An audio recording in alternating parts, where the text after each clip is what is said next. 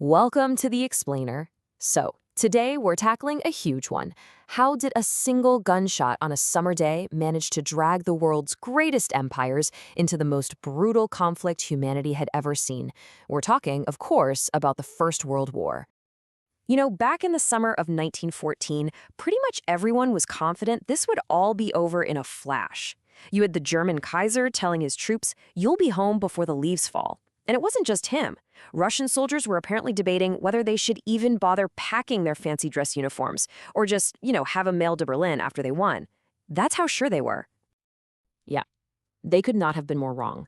The war didn't last weeks. It dragged on for over 4 long, grueling years.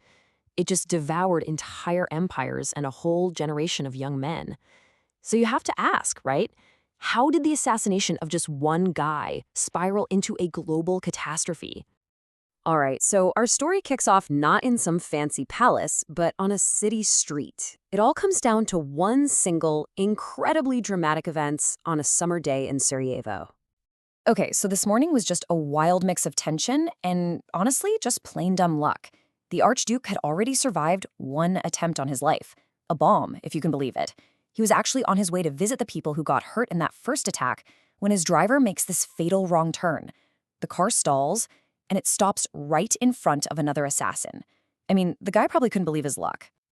And the assassin, Gavrilo Princip, he wasn't just some lone wolf. Nope, he was part of a really passionate nationalist movement.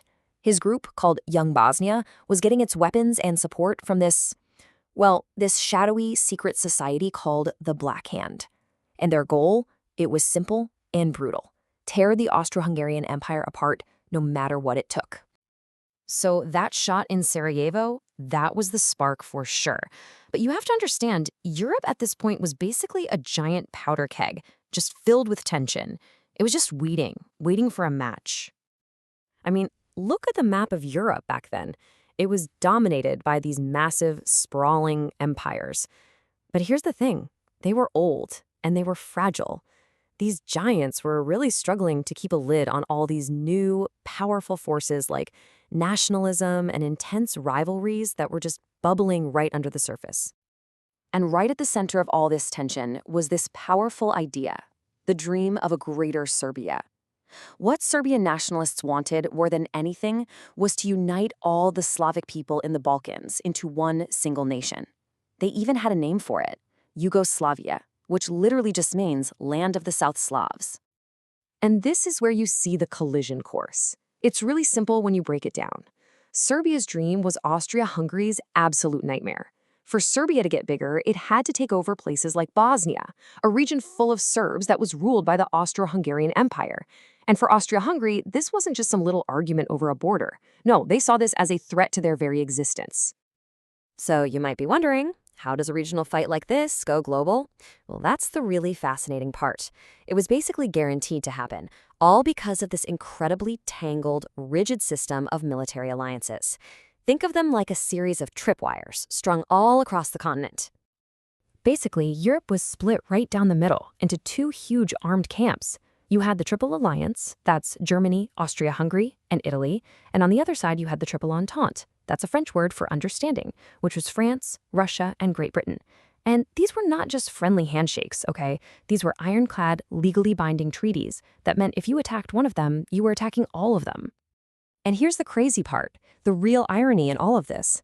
The leaders of 3 of these huge powers, King George of Britain, Kaiser Wilhelm of Germany, and Tsar Nicholas of Russia, were all first cousins. They were all Queen Victoria's grandkids. But, as it turned out, those family ties meant absolutely nothing compared to the powerful machinery of war they'd all helped create.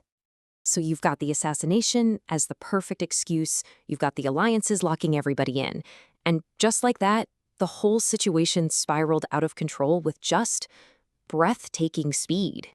Just look at how fast the dominoes fell. It's wild. It starts with Austria-Hungary declaring war on Serbia. That immediately pulls in Russia, who sees itself as Serbia's protector. So Russia starts mobilizing its giant army.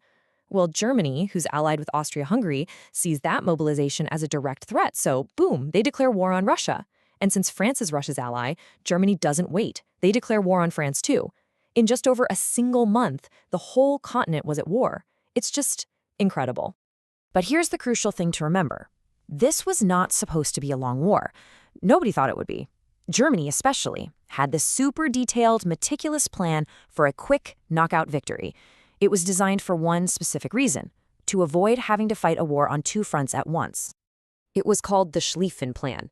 And the logic behind it was actually pretty simple. They figured, okay, Russia is huge, but it's going to take them forever to get their army ready. So the plan was throw almost everything we've got at France, knock them out of the war in, say, 6 weeks, and then pivot the whole army east to deal with the Russians.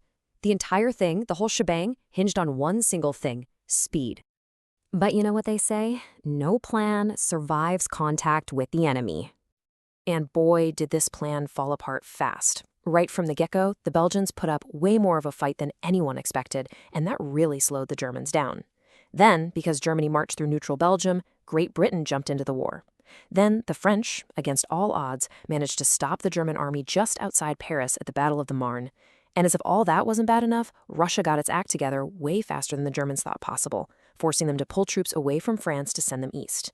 It was just a total disaster for the plan. So, that quick war of movement that everyone was banking on, yeah, that was over. Instead, both sides just dug themselves into the ground. They created this massive, ugly network of trenches that stretched for almost 700 kilometers, all the way from Switzerland to the North Sea. And that brings us back to this number, 1,566. That's how many days the Great War actually lasted. A little different from being home before the leaves fall, right? So that one shot in Sarajevo, it lit a fire that absolutely no one could put out. It would bring down 4 entire empires. It would introduce terrifying new ways of killing on an industrial scale. And it would leave a deep, deep scar on the 20th century. A scar that, you could argue, we're still trying to fully understand today.